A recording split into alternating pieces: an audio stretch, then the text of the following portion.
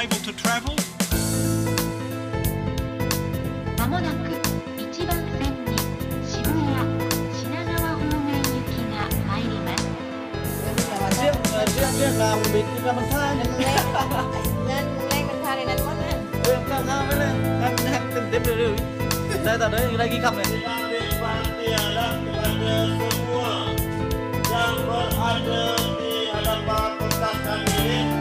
là lời khẳng định dường như một chân lý.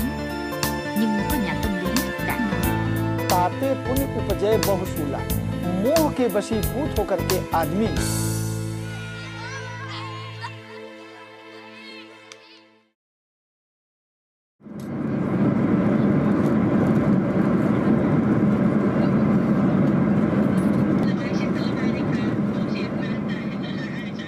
Australia? Why? To investigate my passion for the ocean that plays such a big role in Australia's everyday life, and to travel from Sydney up north in a van and learn about this peculiar country with an Australian friend called Georgia.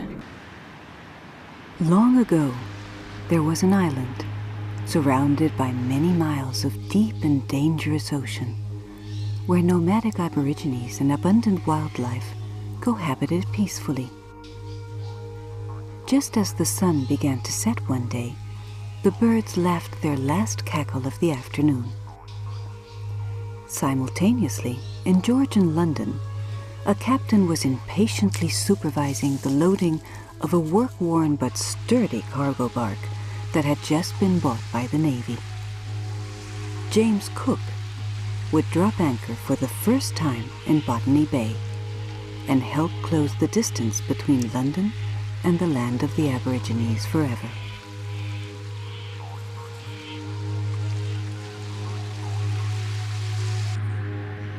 That was in 1770, and today Sydney's airport is in Botany Bay. That's also where I first set foot in Australia, just yesterday.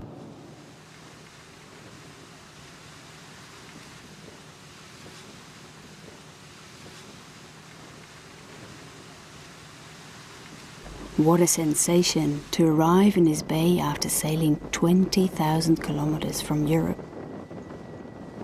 Most of the forefathers of the people I'll meet here would have come that way, by ship.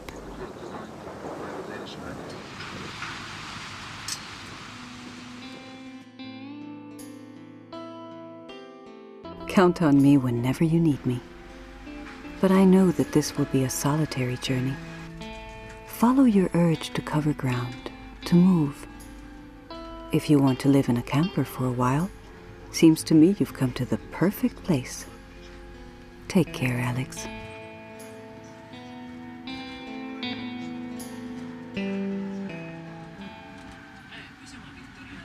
Before hitting the road north, I passed through two places, through Cronulla, a suburb, but first I would go to a kindergarten where Georgia worked, so I could chat with the smallest Aussies I could find.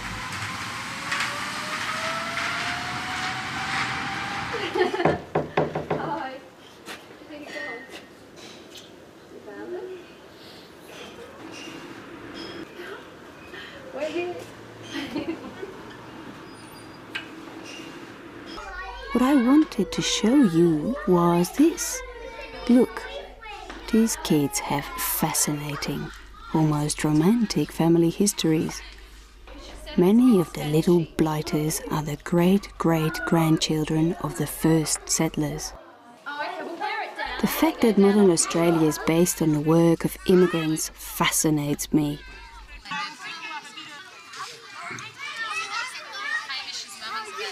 What is the name of your country, Taylor? Oh, you okay? It's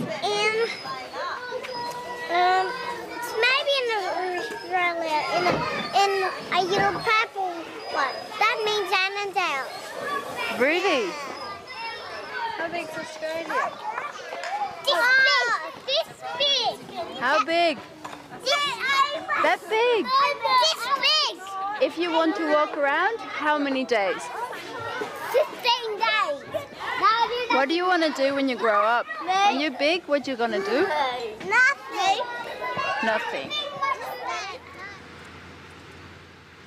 Instead of showing you the well-known landmarks of central Sydney, I'll show you part of the outlying suburbs, or slurbs, as they're called here. This is where the people live their lives. How? Well, they get up and some go for a swim or surf before getting off to work. There are clubs, loads of them. Footy, Australian rules football, is pretty popular. If it's not a footy club, it might be rugby league or cricket or swimming. Anyway, the idea is that you spend lots of time there, socialising with your mates. Okay, is that the lot then? $10.15. Thank you. Cronulla is a good place to grow up and a good place to stay. Georgia grew up in a place like this. Never think of Cronulla as, I would wonder why a tourist would come to Cronulla, not because it's not nice, but just because I suppose the area that you kind of grow up in, you never think would be a tourist area. But it's still a really compact neighbourhood. Yeah. Isn't it? I mean, it's families have been there for years and friends have Oh been there yeah, for it's years. definitely shy, like people know people and, you know, yeah, definitely. People grow up and then end up living in the same area and it's all that sort of stuff.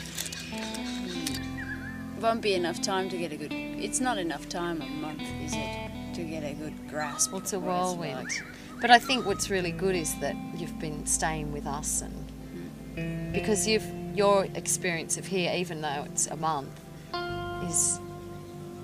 would be so different to a standard person that came for whether it was 1 month or 1 year, just simply because you've stayed with people from here and you've been able to go to places where a standard backpacker wouldn't know about or wouldn't get to know about or wouldn't get to because it's in personal houses and, you know, things like that, and been able to kind of bore you with that's where my nana grew up and that's where my mum, and there was an orchard. But, you know, I suppose those things are good when you're travelling somewhere. They're the sort of things you want that are interesting, but most people wouldn't have that experience here. When you live in Sydney or any big city, you kind of, I know me anyway, I often forget that there's everything else out there of Australia. I think of Australia as Sydney, or as even here, like as just this. And you think everyone's just like you, kind of living that style of life, and it's so untrue. I mean, there's every different style of everyone doing everything, but yeah, maybe you do just have to go to the outback at some point. I don't know. I'd like to. I'm sure it's full of characters and yeah. But I mean, it's but not everywhere. the real Australia, is No, everywhere's the real Australia, isn't it? And everywhere's not, because it's just, if it's here, then it's part of here, so.